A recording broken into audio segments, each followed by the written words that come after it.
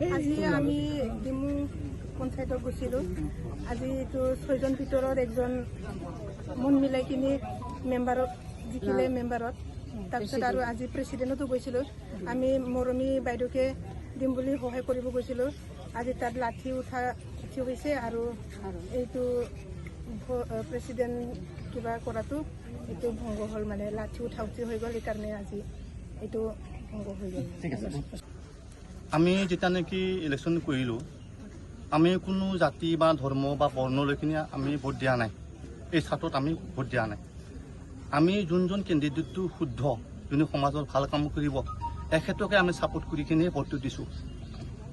সেইমতে এতিয়া সভানেত্ৰী এতিয়া গঠন কৰিবলগীয়াত আমি সকলোৱে দেখি পাইছে। এতিয়া 6জন সদস্যটো মৰমী বসুমতাৰীকে সভানেত্ৰী বনাবলৈ কাৰণে এতিয়া উপস্থিত আছে। কিন্তু আজি আমাৰ যিটো নতুন এটা ব্লকত সেইটো শিৱসাগৰত আছিল আজি, কিন্তু ডিমুত আহি পালে। কিন্তু ইয়াত এনেকৈ দৃশ্য দেখি পালোঁ, আজি মানে লাঠিটো কোনো ভাগ নজুৰিলে। খুব মাৰপিটৰ মাজত আজি সেইটো সভানেত্ৰীৰ শপত গ্ৰহণৰ সময়ত বিশৃংখলা কৰি দিলে। তেনেকৈ কিবা আজি শুদ্ধ নহ'ল। গতিকে আমি এইটো বিচাৰিছোঁ যে আমাৰ এইখন ব্লকটো এটা মানে যিটো সুৰক্ষিত জেগাত হ'ব লাগে। মই বহুত লাজ পাইছোঁ, এনেকৈ হ'ব নালাগে। আৰু পিছৰ পৰিকল্পনাত যাতে আমাৰ মুখ্যমন্ত্ৰী দেৱো সেইটো চিন্তা কৰিব লাগে যে সেইটো কিয় হ'ব পাৰে। চৰকাৰে যিটো কৈছিলে আমি সেইমতে কৰিছিলোঁ, কিন্তু ইমানখিনি খেলাৰ পাছত আজি কিয় জাতি বৰ্ণ কৰি পেলাই সিহঁতে খাৰিব বিচাৰিছে। ইমানখিনি ধৰণটো হ'ব নালাগে বুলি আমি ভাবোঁ।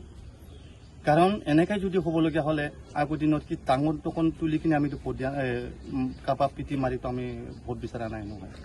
এতিয়া আমাৰ মতেতো শান্তিকে আজি হোৱাটো আমি কামনা কৰিছিলোঁ, কিন্তু এনেকুৱা নহ'ল।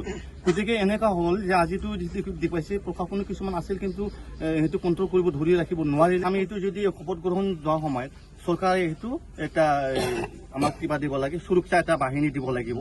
অন্যথা আমি তাত কোনোবা মাথা পাতি দিবলৈতো আমি যাব দিব নোৱাৰে। আমি তাত কিবা এটা যুদ্ধ ছিষ্টেমত আমি যোৱা নাই। এটা ন্যায়মতে আমি কিবা কৰি কিনে আমি তাত কৰিছিলোঁ।